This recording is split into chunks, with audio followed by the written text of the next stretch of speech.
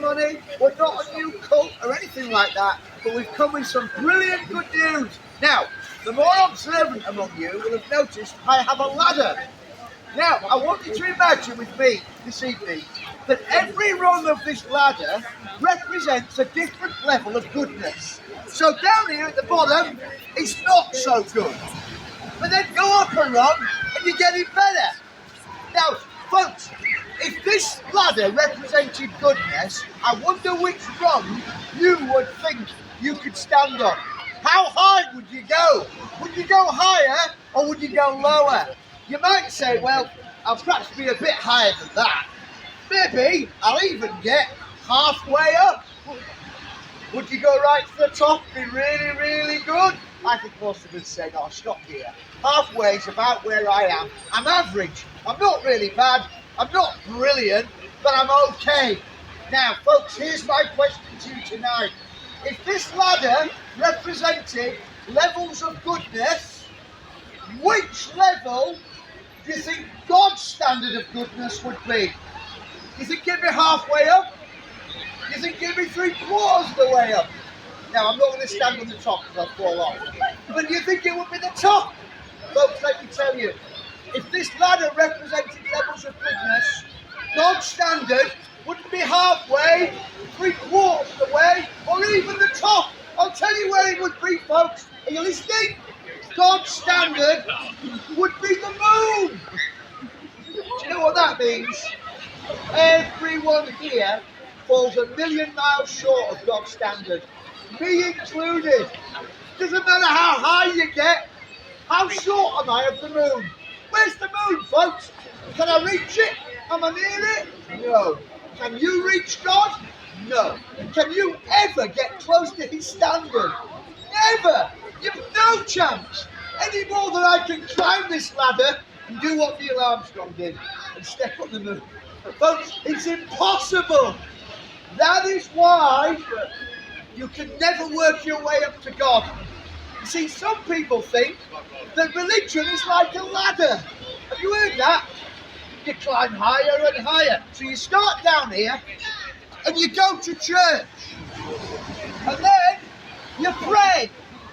And then you give money to Red Nose Day. And then you help old ladies across the road. And you get higher until finally you're good enough for God. But listen, folks, if God's standard is the moon, am I close? Am I? If I go to church and give money to charity and help old ladies, does that get me to God? No more than this gets me to the moon. Folks, you can't work your way up to God. You can pray, fast, you can go to Mecca, you can just go to, I don't know, Rome and kiss the Pope's toe. I tell you this, it will not get you to God. So what's going to happen, folks? Here's my question. If I can't get up to God, no matter how hard I try, what has got to happen? Come on, it's obvious. If I can't get to God, what's going to happen? I'll tell you. God has got to come down for me. And that is the brilliant news tonight, folks. Did you know God has come down to earth? We can't get to him. So he came for us. And he did it 2,000 years ago. Well, listen, this is what happened 2,000 years ago. God stepped into time. He came right down to our level. He was born as a baby in a manger. He lived a perfect life for 33 years. And then at the age of 33, listen to this, they took a man whose hands had only ever cared. He touched a leper and healed him. He cared for people, his arm around people that were crying, in compassion and mercy. He fed people. He fed people that were hungry. Do you know what they did to his hands? Those perfect hands. They ran metal spikes through them. Listen, Jesus' mouth only ever spoke truth and goodness. They only ever spoke the truth, the words of God. Do you know what they did to his mouth? They thumped him, and they beat him, and they hung him on a cross. Do you know why? Because that was God's way of coming down to earth to save you and me. It cost him his life. And because he loved us so much, he left heaven. He left that standard that is so way above us. Perfect, pure heaven. He came down to sinful earth where we are, to bear our sin. And here's the wonderful truth, folks.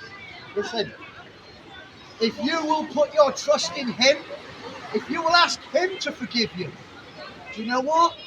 Even though none of us are good enough for God in ourselves, he will make you good enough. He will. He'll take away your sin. He'll make you pure. You see, the only qualification for heaven is forgiveness. And only Jesus can forgive you, because only Jesus can pay the price for your sin. But if you will put your trust in him, you can know you're going. Folks, it's no good thinking that you can work your way up to God. No good. You need to put your trust in the one who came down for you to save you. Now look, I've got some books here. They're copies of John's Gospel. They're free. I'd love to give one to you. It's the good news of how God, in the person of Jesus, came down into this world of sin to save us, to rescue us, so that one day we could go up to heaven to be with him. That's the only way through Jesus. If you want one of those Gospels, they're free. We'd love to give one to you. Come and ask us. I'm going to hand back to Matthew. Sorry.